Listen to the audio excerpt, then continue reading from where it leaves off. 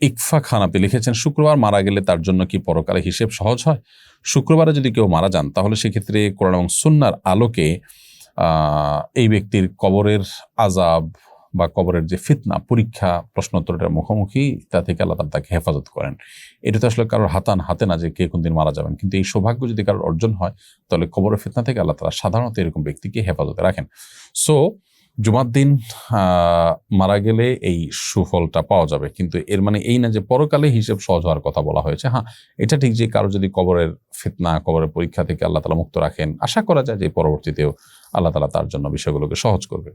আবার এই বিষয়টি যখন ইমানদার তাওহীদবাদী কোনো মুসলমানের ক্ষেত্রে হবে তার জন্যই প্রযোজ্য হবে। একজন মানুষ যদি নিজে থেকে তিনি অমুসলিমই হন তাহলে সেক্ষেত্রে মূলগতভাবে অমুসলিম হলে এরকম ব্যক্তি শুক্রবারে মারা গেলেন কি শনিবারে মারা গেলেন এটা আসলে কোনো ম্যাটার করবে না। বিধায় জুমার দিন মারা গেলে তাদের কবরের যে ফিতনা সেটা হবে না, বা কবরের যে পরীক্ষা সেটা থেকে তারা মুক্ত থাকবেন ইনশাআল্লাহ তাআলা। এরপর প্রশ্ন হলো, আমি অনার্স পড়েছি, ফিতনা থেকে বাঁচার জন্য বিয়ে করতে চাই, কিন্তু বারবার আমার বিয়ে ভেঙে যাচ্ছে। মেয়ে দেখতে গেলে যদি আবার বিয়ে ভেঙে যায়, এইভাবে মেয়ে দেখতে যেতে মন চায় না। এটা কি আল্লাহর পক্ষ থেকে পরীক্ষা? আমি কি এখনই বিয়ে করব নাকি অনার্স শেষ করে বিয়ে করব? পরামর্শ করবেন। দেখুন, বিয়ে ভেঙে যায় দেখতে গেলে এটা আমার মনে হয় আপনার মনের একটা সমস্যা হতে পারে, যে আগে থেকে ভালো করে অ্যাসেসমেন্ট করা ছাড়াই আপনি মেয়ে দেখতে যাচ্ছেন। ভালো করে অ্যাসেসমেন্ট করবেন, ভালো করে উভয়ের অবস্থা এবং পরিস্থিতি এটা বিনিময় করবেন, তারপরে আপনি সেখানে মেয়ে দেখতে যাবেন, সেটা হবে অধিকতর উত্তম এবং শ্রেয়। আর এছাড়া বিয়ে যখনই করবেন না কেন, মনে রাখবেন যে আপনার চরিত্র হেফাজত করবার জন্য বিয়ে করতে হবে। যদি চরিত্র হেফাজত করাটা কঠিন হয়ে যায় তাহলে আপনার ছাত্র জীবনে বিয়ে করার উদ্যোগ নেওয়া উচিত। এবং এই যে আপনি বলছেন যে দেখতে গেলে ভেঙে যায়, তো ভাঙতে ভাঙতে কোনো এক জায়গায় যেখানে আল্লাহ তাআলা লিখে রেখেছেন সেখানে অবশ্যই হবে। এই বিষয়গুলোকে যদি ইজিলি নেন তাহলে দেখবেন বিয়ে করা আল্লাহ তাআলা সহজ করে দিয়েছেন। রাজন আহমেদ লিখেছেন, আমি খাবার ডেলিভারি করি, যদি আমার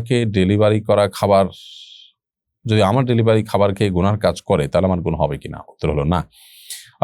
খাবার যদি হালাল হয় তাহলে সে ডেলিভারি করা আপনার জন্য হালাল হবে। সে খাবার খেয়ে কি করলো না করলো সেটা আপনার দেখার বিষয় না, কারণ সেটা আপনার কন্ট্রোলে না।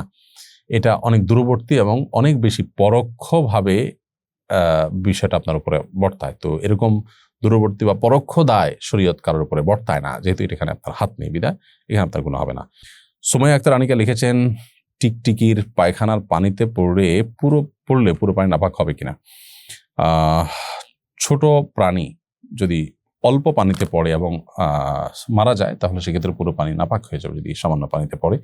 আর যদি অনেক বেশি পানিতে পড়ে তাহলে সেক্ষেত্রে সেটা নাপাক হবে না।